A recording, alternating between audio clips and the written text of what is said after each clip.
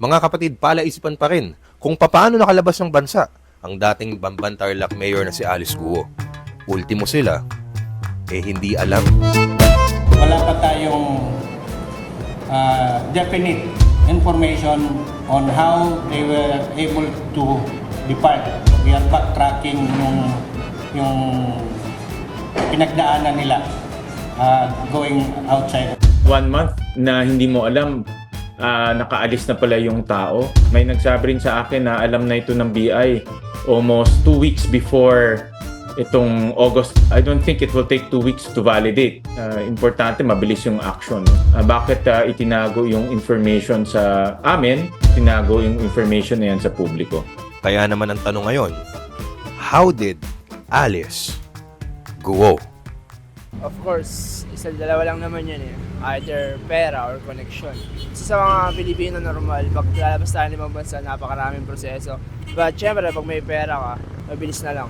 If convicted ka na and hinahanap ka na ng authorities, it's talagang merong nasa likod niya na mas malaki. Tingin ko, based dun sa mga balita na papanood ko, through backdoor, siya, parang chartered private plane, ganun. Tingin ko kung sa airport siya dumaan, kasi kung talagang bantay sarado siya ng natin, mga pulisya or gobyerno, hindi naman siguro ganun-ganun makakalabas siya. Possible na meron siyang backer na matataas na tao. Motor bangka. Kasi po pag pwede yan, binayaran ng 50,000, ng 100,000, igogo yan ng bankero. Kasi maganda yung bigay eh. Kaya yun po ang opinion ko, kaya nakalabas si Ma'am Alice po, si Mayor Alice. Sa pananaw namin dito, hindi naman siya pwede makalusot ng ulang suporta. Nagagaling sa matataas na posisyon sa gobyerno. Either may private plane or submarine.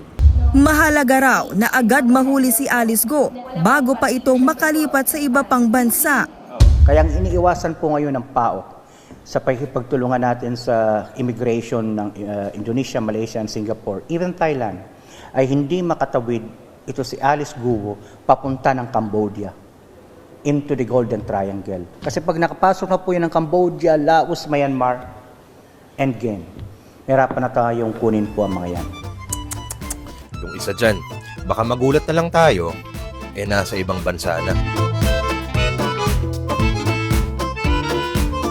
Mga kapatid, iba na ang may alam at may pakialam. Kaya naman, mag-follow at mag-subscribe na sa social media pages ng News 5. Ako si Emil Kailing, News 5 Digital.